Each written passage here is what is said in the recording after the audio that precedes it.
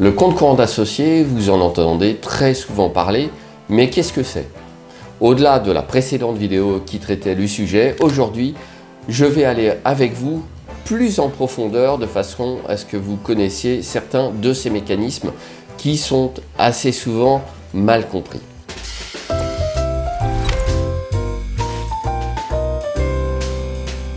Sur tous ces sujets, je vous invite à rejoindre Le Droit d'Investir, mon podcast pour investisseurs immobiliers qui vous fournira de nombreuses ressources et notamment une convention de compte courant d'associé sur laquelle je vais revenir à la fin de cette vidéo.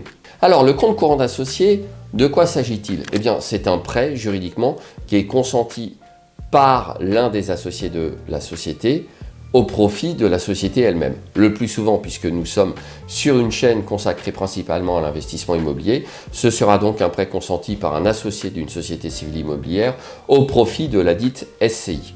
Peu importe le régime fiscal de la SCI, ne confondons pas tout. Donc le plus souvent, c'est ça. Il peut arriver que le compte courant d'associé soit constitué par un versement de dividendes, mais au titre duquel l'associé va renoncer à percevoir effectivement les sommes. Cela peut aussi être le cas si c'est un salaire auquel a droit par exemple le dirigeant, mais que le dit dirigeant renonce à percevoir le salaire. Attention, dans ces deux cas, ce n'est pas parce que vous ne toucherez pas l'argent que vous ne serez pas imposé. Simplement, les sommes que vous ne vous serez pas versées viendront abonder votre compte courant d'associé. Un dernier moyen de constituer du compte courant d'associé, mais un moyen indirect, c'est tout simplement parce que vous allez sans doute être amené à faire des dépenses pour le compte de votre société. Et là, deux hypothèses. Par exemple, avant la constitution de la société, vous allez payer des frais de constitution, vous allez acheter un équipement quelconque. On considère que les dépenses effectuées dans l'intérêt de la société quelques mois précédant la création de la dite société vont être intégrées dans la comptabilité et viendront là encore constituer du compte courant d'associé. Cela signifie très concrètement que si vous avez dépensé des frais de création pour la création de votre société, vous fournirez la facture à votre expert comptable qui l'intégrera dans la comptabilité de la société tout simplement. Si pendant le cours de la vie de la société, vous allez faire un achat et que vous avez oublié la carte bancaire de la société par exemple, vous pourrez payer à titre personnel et intégrer cette dépense dans le compte courant d'associé en fournissant bien évidemment le justificatif et à condition que cette dépense corresponde à l'intérêt de votre société. Ne confondez pas le compte courant d'associé avec le compte courant de la société elle-même. Il y a souvent un problème de terminologie entre les deux. Et je suis avocat en droit bancaire depuis 1995, c'est ma matière littéralement d'origine, puisque pour rappel, je suis titulaire d'un DESS de droit bancaire et financier, donc je pratique les banques depuis de très nombreuses années. Et j'ai appris pendant le cours de mes études, là c'est un petit clin d'œil, j'ai appris que la plupart des comptes qui étaient dans les banques étaient en réalité des comptes de particuliers, dits comptes de dépôt. Le compte courant bancaire était un compte réservé aux professionnels. Dans le langage courant, les deux se sont fondus, le compte courant a pris le dessus et le compte de dépôt pur n'est plus du tout utilisé dans la terminologie usuelle des banques ou des particuliers. C'est la raison pour laquelle une confusion s'est créée entre le compte courant bancaire ou compte courant d'associé. Une société aura bien un compte courant bancaire, mais les associés auront des comptes courants d'associés. Ces comptes courants se matérialiseront par la passation d'écritures comptables notamment et bancaires évidemment. À quoi sert le compte courant d'associé? Eh bien tout simplement à fournir de la trésorerie au profit de la société. Ainsi par exemple dans le cadre d'un investissement immobilier, suivant les conditions du moment, la banque exigera des associés et de la société que celle-ci paye une partie des frais de notaire, une partie des travaux, voire une partie du bien. Et comme la société ne dispose pas toujours de la trésorerie, les associés seront amenés à apporter de l'argent à la société, ce qui aura pour conséquence de créer un compte courant d'associé. Passons maintenant aux modalités de rémunération du compte courant d'associé. Vous pouvez bien sûr mettre à disposition à titre gratuit une somme d'argent au profit de votre société, mais vous pouvez également solliciter une rémunération, donc un intérêt sur le capital et la somme que vous prêtez à votre société. Le taux est déterminé par la loi. En réalité, je détaille maintenant, ce taux est fixé et vous pourrez trouver très simplement le taux applicable à l'instant T en allant sur un site comme service-public.fr et ce taux est fixé par la loi. Pourquoi ? Parce que jusqu'à ce taux de rémunération maximum, qui par exemple est supérieur à 4% au moment où je tourne cette vidéo, ces intérêts que la société vous versera seront déductibles dans la comptabilité de la société, SCI ou société commerciale.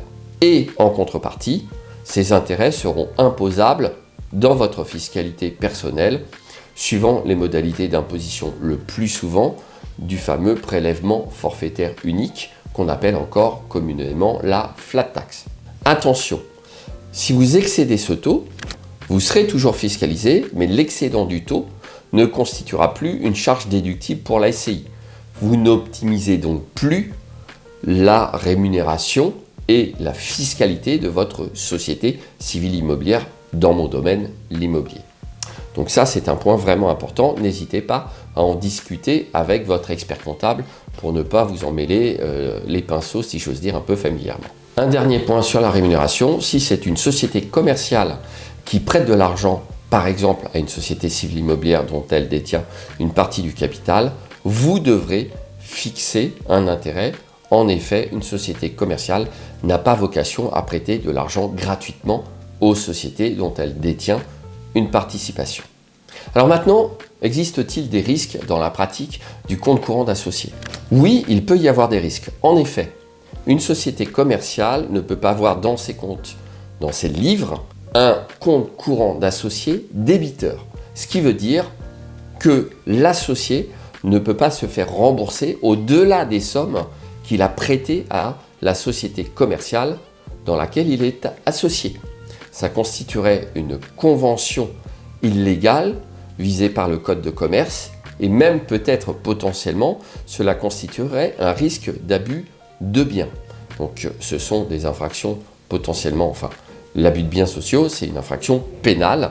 Donc évidemment, faites attention et ne tombez pas dans cette difficulté. Une société civile immobilière peut en revanche avoir un compte courant d'associé débiteur. Mais c'est une pratique qui est déconseillée tant par les juristes que par les experts comptables. Enfin, dernier risque, j'en entends parfois parler, pour ma part, je ne l'ai encore jamais vu se matérialiser. Donc ça serait le risque qui consisterait à avoir une société commerciale détenant une faible participation dans une société civile immobilière, 5 à 10% par exemple, et injectant de la trésorerie en compte courant d'associé dans la société civile immobilière, plusieurs dizaines de milliers ou voire des centaines de milliers d'euros dans la SCI. Est-ce que ça constitue un risque parce qu'on pourrait éventuellement, en allant quand même vraiment loin, estimer que c'est au détriment des intérêts de la société commerciale. En réalité, pour moi, ce risque est mineur. Je ne dis pas qu'il n'existe pas, mais je pense qu'il est tout à fait mineur. En effet, la société commerciale et la société civile auront bien souvent une communauté d'intérêts puisque ce seront les mêmes associés. Donc il y aura des liens assez forts. Et bien évidemment, comme je l'ai dit un petit peu plus haut, un petit peu avant dans cette vidéo, une convention de compte courant d'associés prévoyant expressément une rémunération des sommes prêtées par la société commerciale sera prévue. Et dans cette hypothèse, la société commerciale a effectivement un intérêt non négligeable et il est double à prêter de l'argent. Premier intérêt, c'est la rémunération de la somme qui est prêtée alors que même elle a de la trésorerie disponible, parfois très faiblement rémunérée sur des produits financiers. Donc là, on pourra obtenir une rémunération plus importante dans le cadre de la SCI. Deuxième intérêt, c'est l'achat par la société civile immobilière de biens immobiliers qui vont se valoriser dans le temps, la capitalisation opérée, ce qui évidemment apporte de la valeur indirectement certes, mais quand même à la société commerciale. En effet, les parts sociales que la société commerciale détient dans la SCI vont augmenter de valeur au fur et à mesure du remboursement du prêt bancaire, puisque le plus souvent, la société civile immobilière se servira de l'apport pour lever de la dette bancaire. Et dans cette hypothèse, la valeur des parts va augmenter. En conséquence de quoi, les actifs que détient la société commerciale dans la société civile immobilière, on va également augmenter et gagner en valorisation. Donc là, à mon avis, ce risque, je ne vois pas dans quelles circonstances il pourrait se matérialiser. Un dernier aspect pratique, puis un conseil. Premier aspect pratique, lorsque vous allez prêter de l'argent à votre société, que ce soit à partir d'une société commerciale ou à partir de vos fonds propres en tant que particulier associé, n'oubliez pas d'indiquer un libellé explicite sur les virements bancaires, puisque le plus souvent, ce sera par virement bancaire. Donc, à titre personnel, moi, j'utilise le libellé apport CCA, compte courant d'associé, évidemment, pour faciliter la tâche de votre expert comptable.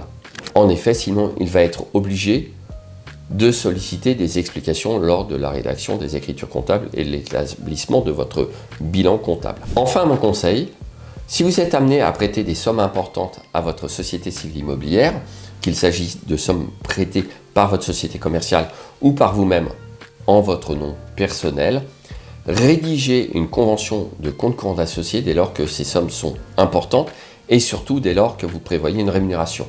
Il faut toujours avoir des documents à présenter à l'administration fiscale. Attention, attention, la rémunération ne peut être prévue que si vous avez entièrement libéré le capital social de votre société civile immobilière. N'oubliez donc pas cette petite formalité toute simple à l'occasion de la création de votre société. Et si vous ne l'avez pas fait, faites-le, là encore en libellant le virement bancaire, libération capital social. Voilà cette convention de compte courant d'associé.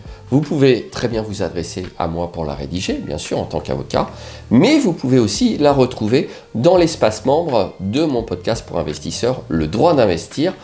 Donc, rejoignez le droit d'investir, c'est tout simple, cliquez sur le lien et je vous dis à tout de suite dans la prochaine vidéo.